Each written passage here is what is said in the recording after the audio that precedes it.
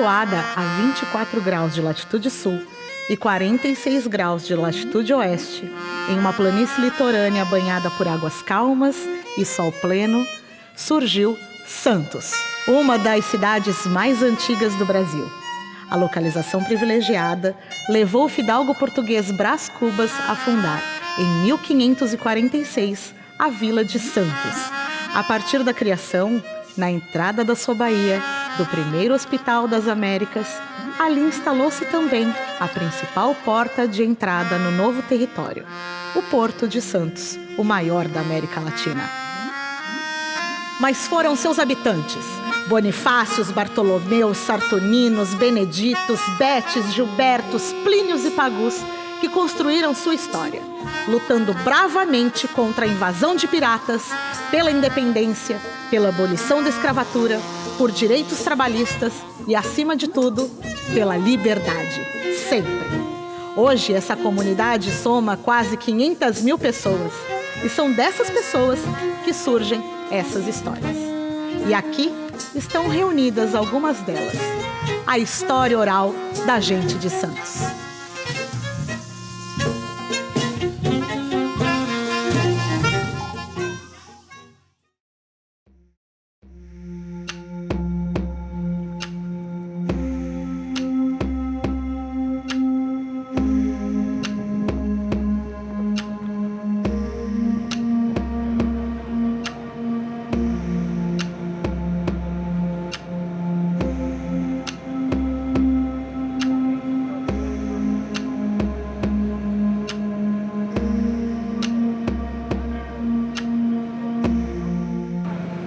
Depois o batuque.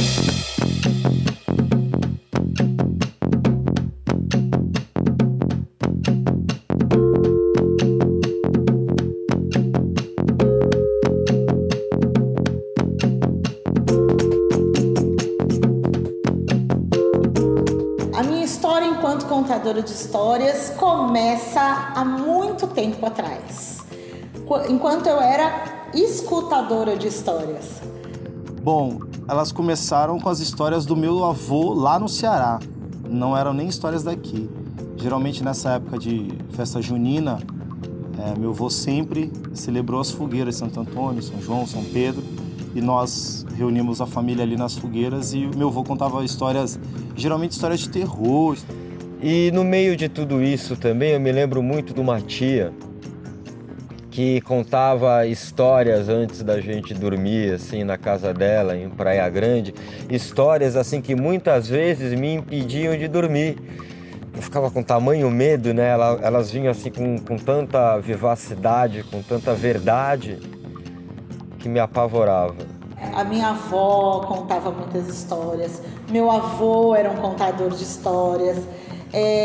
A minha avó amava cantar, então a gente sabia que ela estava em casa porque já escutava o sabiá cantando. Então, assim, a minha infância foi permeada de muitas histórias e muita cantoria. E a minha mãe sempre contou histórias. A minha mãe morria de medo de trovoada. Até hoje, como a gente morava no morro, então tinha bananeira, aquele vendaval, aquela coisa.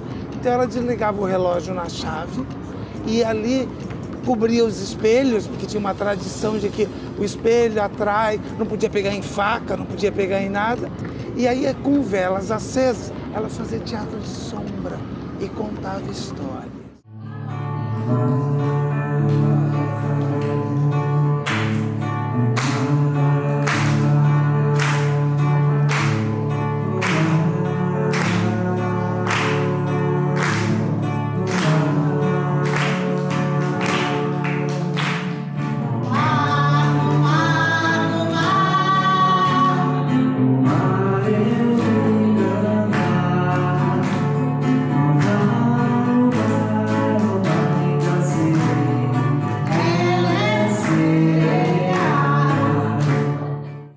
A arte veio muito cedo na minha vida, assim, já nos primeiros anos, né?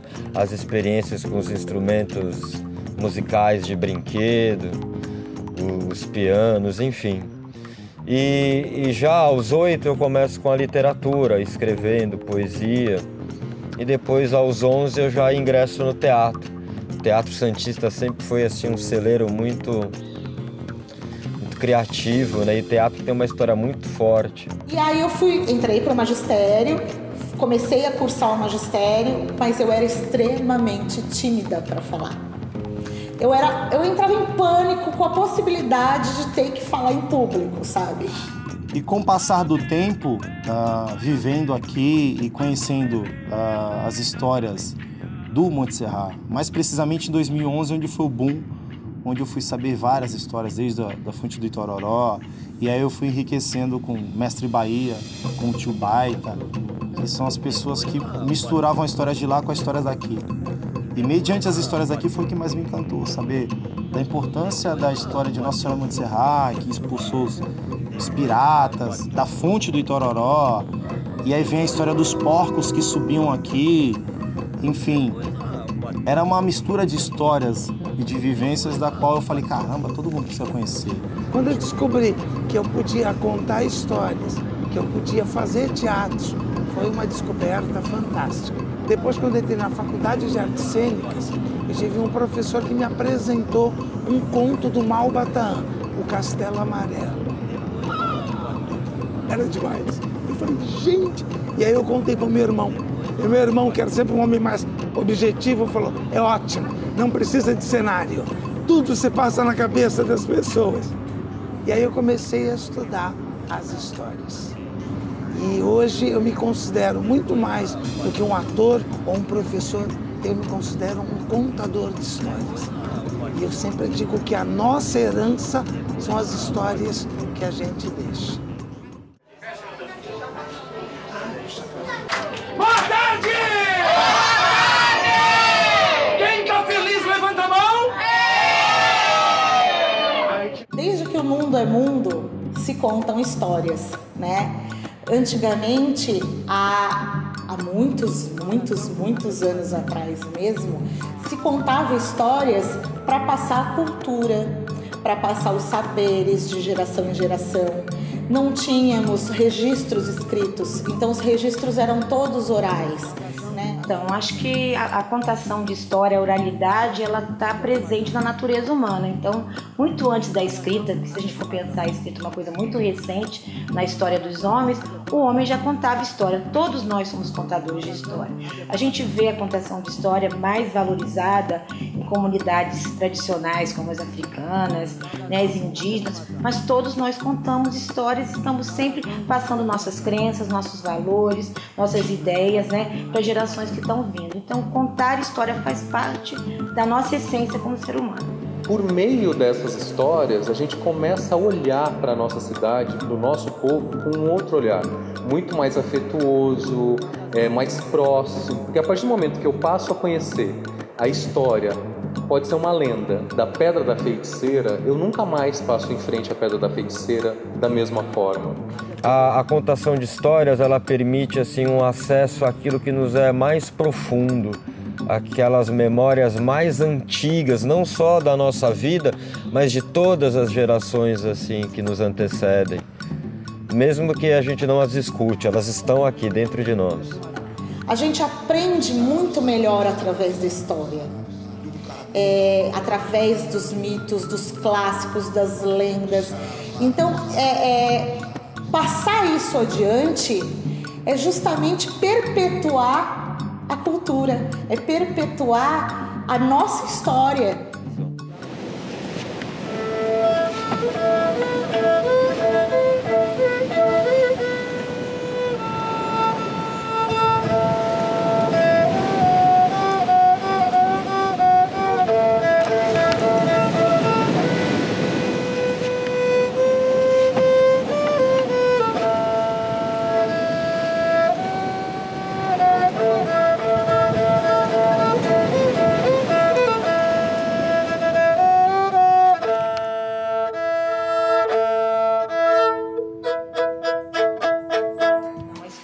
Ela ajuda a reconstruir uma nova história, dando novas vozes a novos sujeitos. Por isso que ela é muito importante, porque a gente traz visões diferentes do mesmo fato, porque na história a gente não trabalha com verdade única. Não existe uma história, existem várias histórias. E todas as histórias importam. A igreja do Monte Serrate, ela é pequena, mas é bem alinhadinha. De viva a estrela de ouro, vale um tesouro, viva o rei, viva a rainha. Amar o Monte Serrate talvez seja a minha maior missão, né? E lógico, consequentemente, você ama a cidade que você mora. Eu amo Santos. O Brasil inteiro conhece aquela música. Fui no Itororó beber água e não achei. Achei bela morena que no Itororó deixei. Aproveite, minha gente, uma noite não é nada. Se não dormir agora, dormirá de madrugada. E muito pouca gente sabe que essa música surgiu aqui na nossa cidade. Então, levar esse conhecimento para as outras pessoas, levar essa história para outras pessoas, é justamente fincar o pé, fincar a raiz e mostrar que sim, que Santos também tem as suas histórias. Já no século XVI, essa praia era habitada pelos índios tupiniquins, que aqui encontravam um excelente abrigo contra as tempestades, contra as correntezas e contra os ventos fortes. Mais tarde, com os incessantes ataques dos piratas e corsários que vinham aqui saquear nossas riquezas. Naquela época, os piratas holandeses, que eles navegavam nos sete mares, eles navegavam nos sete mares, eles invadiam todas as cidades, todas as vilas.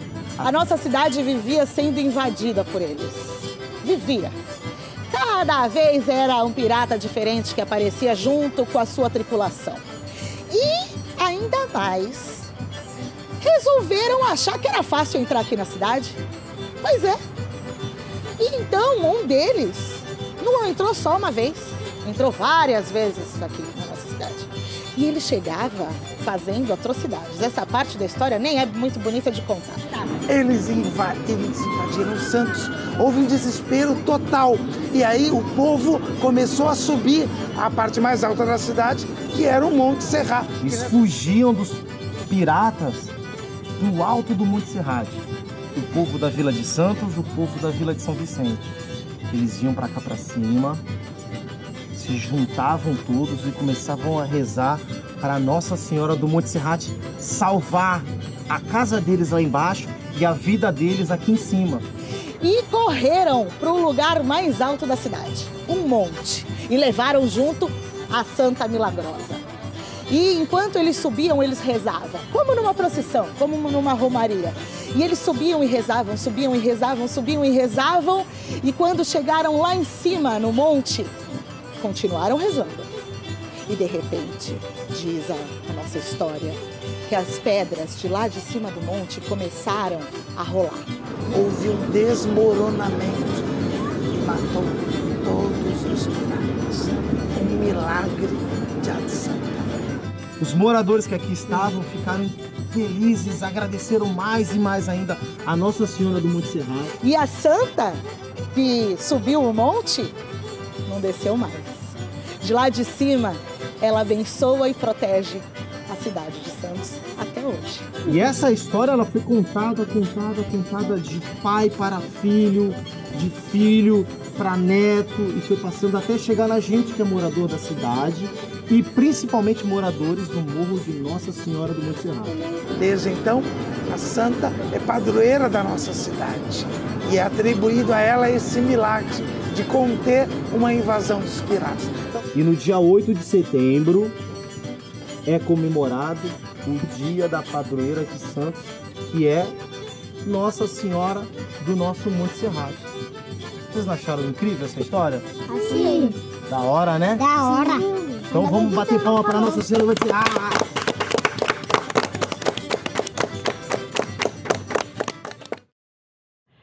Contar histórias para mim é curar através das palavras, sabe? Eu costumo dizer que o contador de histórias, ele é um grande benzedor.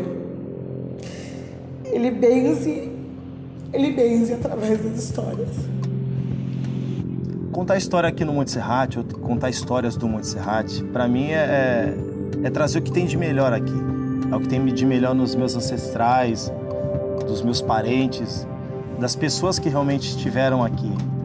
E para mim faz muita diferença. É uma coisa que não se paga, é uma coisa que não tem valor. Eu só receio de um dia não poder mais contar essas histórias. Mas até então, espero que até lá eu já tenha contaminado muitas crianças e muitas pessoas. Então, para mim, a minha missão é essa, de fazer com que as pessoas saibam que o Monte Serrate é extremamente encantador, extremamente rico. Estar aqui e poder contar as histórias, para mim, é o máximo. Uma coisa que não tem valor.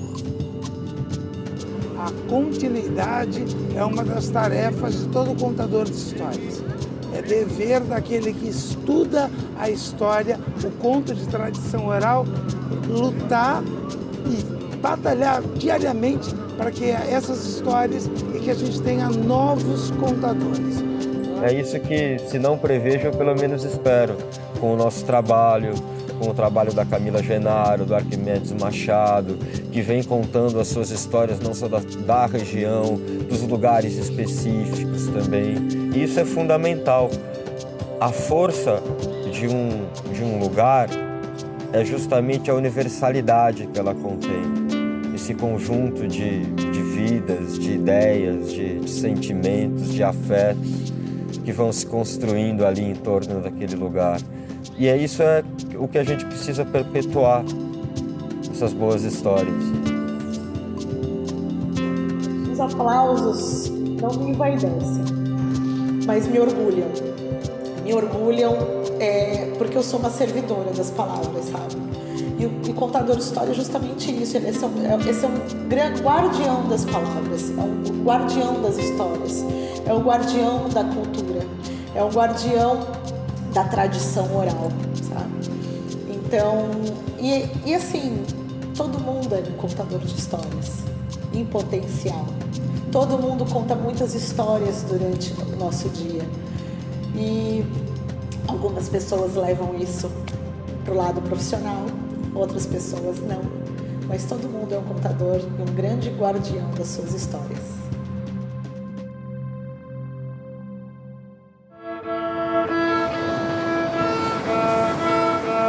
Não nos enganemos, somos caiçaras, filhos do céu, do mar, da terra, dos índios, dos europeus e dos africanos. E misturada a nossa ancestralidade ao caudaloso vórtice da atualidade, resta-nos o contínuo ato de criar e celebrar a arte.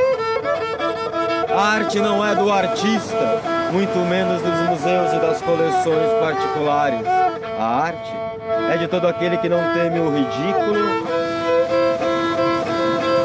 e aventura-se rumo ao desconhecido.